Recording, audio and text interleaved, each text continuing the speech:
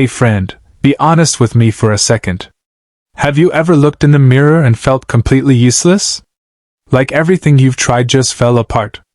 Your chest gets tight. Your stomach feels heavy. You lie in bed at night thinking, what's wrong with me? Why can't I get it right? You're not alone. Millions of us in this country feel exactly like that right now. The bills keep coming. The job you wanted didn't work out. The dream you had feels further away than ever. And every time you open your phone, you see everyone else smiling like their life is perfect. It hurts. It really hurts. Let me tell you about someone who felt exactly like you. Her name was Sarah. She was 34, living in a small apartment in Ohio. She had worked so hard, college, late nights, weekends away from her kids, all because she wanted a better life for her family. She finally got the promotion she prayed for, and 2 months later the company laid her off. Suddenly the rent was late. The kids were asking why dinner was the same thing again. Her friends were posting about vacations and new cars. Sarah would sit on her couch after the kids went to bed and cry quietly so no one would hear. She kept thinking, I'm a failure. I let everyone down. I'll never get ahead. She stopped answering calls. She stopped trying new things. She felt stuck in a hole so deep she didn't know how to climb out. Sound familiar? That heavy, empty feeling?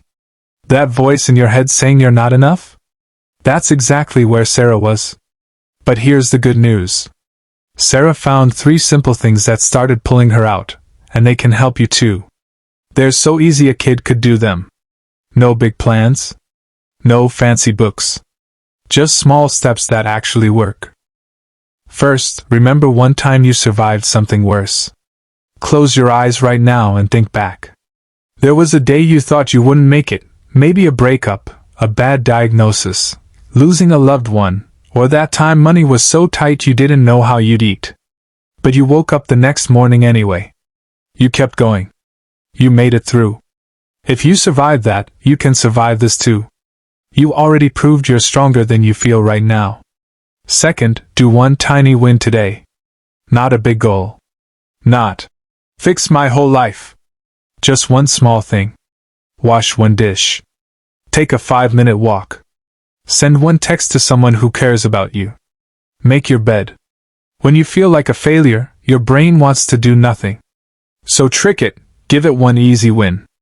That tiny win tells your brain, hey, I can still do something good. Sarah started with just folding one load of laundry. That was it. But it felt like the first crack of light in a dark room.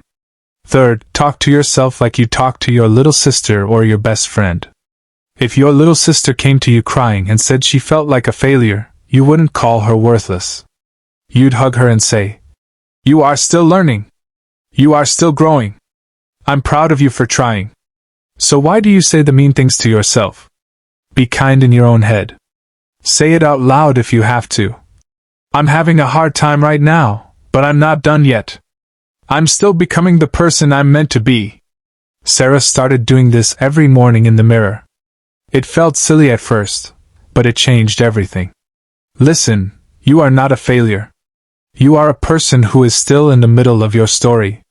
Every single person you look up to, the ones who seem to have it all together, they felt exactly like you do right now.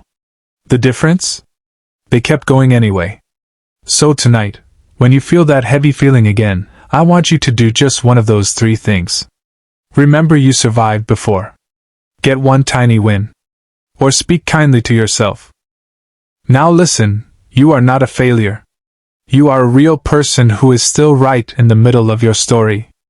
Every single person you look up to, the ones who seem to have it all together on social media, the ones with the nice houses and the perfect vacations, they have all felt exactly like you do right now at some point in their lives. They've had the late bills, the job losses, the nights they couldn't sleep because the worry was too loud. The only difference is they kept going anyway, one small step at a time. You are doing that right now by even listening to this. You are still becoming the person you are meant to be. You've got this. Even if right now your heart feels heavy and your mind is full of doubt, you've got this.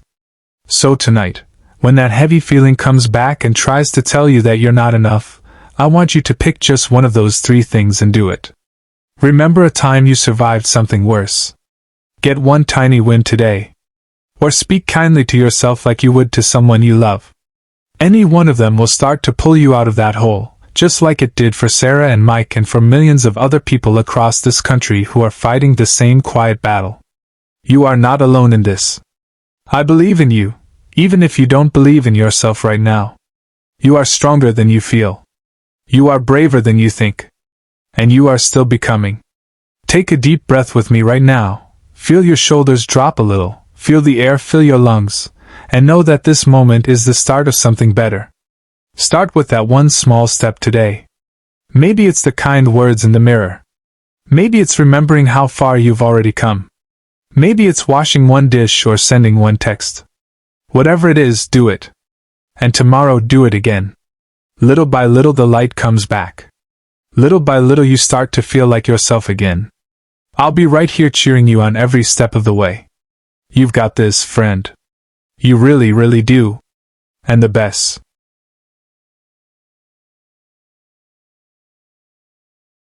His name was Mike. He was 42, living in Texas, working in construction. He had been with the same company for 15 years.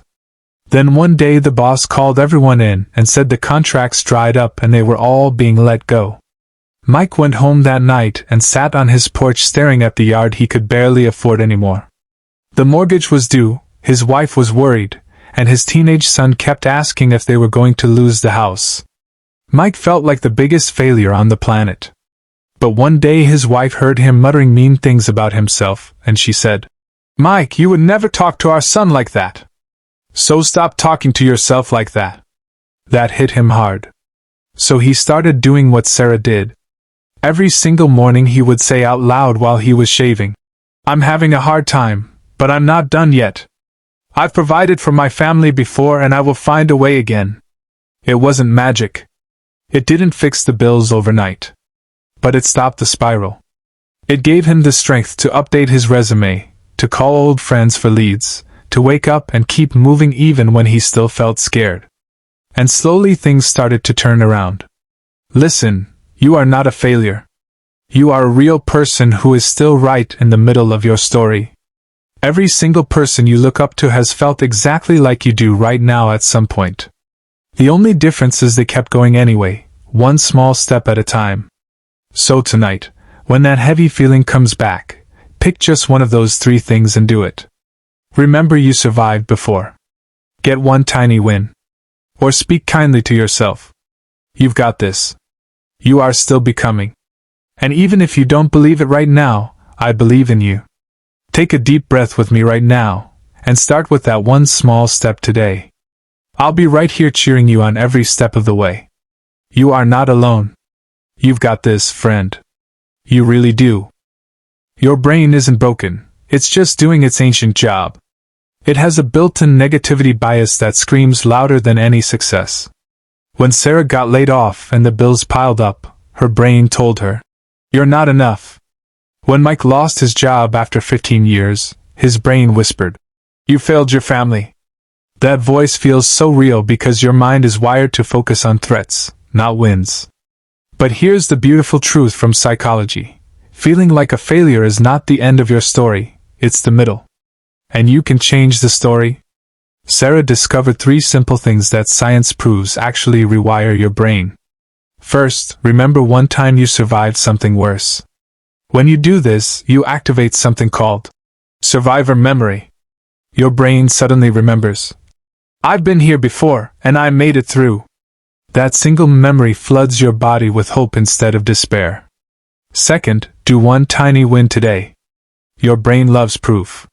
One small action, folding laundry, washing one dish, sending one text, sends a signal. I can still do good things. Tiny wins build momentum and quiet the failure voice faster than any big goal ever could. Third, talk to yourself like you talk to your little sister or best friend. Self-compassion isn't soft, it's powerful psychology. When you stop the harsh inner critic and speak with kindness, you lower stress hormones and raise feel-good chemicals. Sarah did this every morning in the mirror. Mike did it while shaving. Both of them said the same thing. I'm having a hard time right now, but I'm not done yet. I'm still becoming. You are not a failure. You are a human being in the middle of your greatest chapter. Every person who ever succeeded, the ones whose lives look perfect now, they all sat exactly where you are right now,